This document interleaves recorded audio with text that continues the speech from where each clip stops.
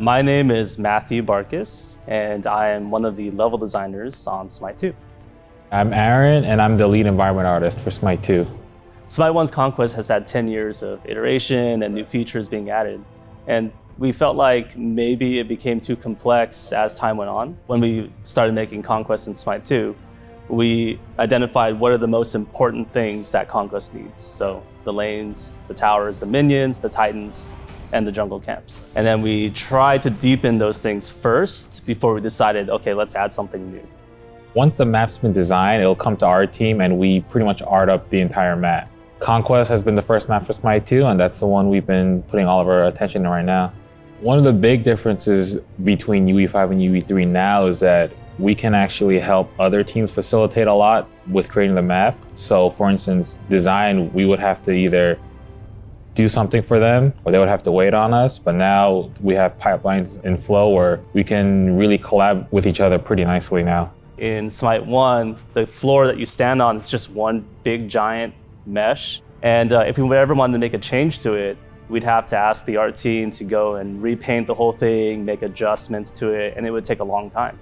Now in SMITE 2, we can just paint directly onto the mesh. So I can even go in as a designer and just make changes. We also have a lot more freedom with the amount of stuff we could put on the map. And not only can we put more stuff in, but we can also make it run better, smoother for all the players so they can really enjoy it. We definitely want the environment to have an impact in some of the gameplay, and it should make it a pretty dynamic experience. So there's a lot of different ways you can interact with the map. We have a new interaction system where you press a button and you either pick something up or you channel onto it and something happens. So we have jungle buffs from SMITE 1, but now instead of walking over to pick them up, you have to press the interact key. The nice thing about this is that new players oftentimes pick up a buff accidentally, but now it's intentional that you pick up the buff. There's a lot of new jungle buffs in the map. We reworked all of them to be different for SMITE 2. And in addition to them all being new, the jungle camps now level up when you kill them. So when they level up, the buffs that they give out are better. And we have a little help tip in the game to show you what they give, but they're really powerful. And we hope that people fight over them. We love seeing people invade to try and get these jungle buffs. Buff camps will be changed a little bit. You should be able to recognize them when you do play with the minions that should be in there.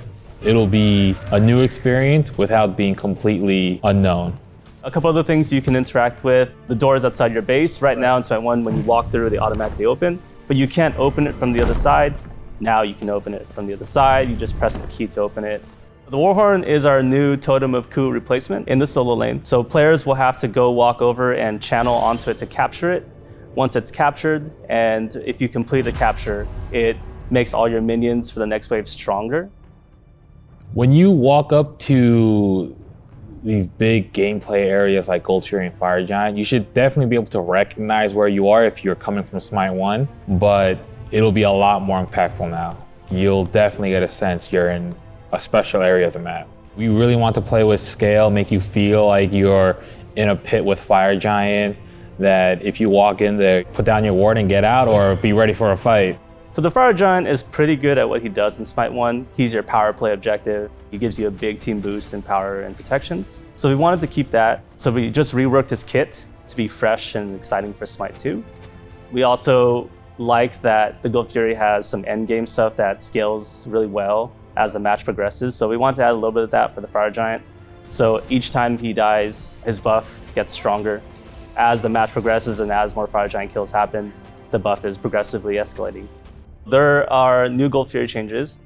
We know that Gold Fury is really important in the early and mid game. We wanted to add something there so that she's still worth taking in the end game. Now, when you defeat her, she gives you permanent team effects, and she has 3 of them. Once you get all 3, the Gold Fury then transforms into the Ancient Fury. And this Ancient Fury will then start turning off all the towers and phoenixes when you defeat her.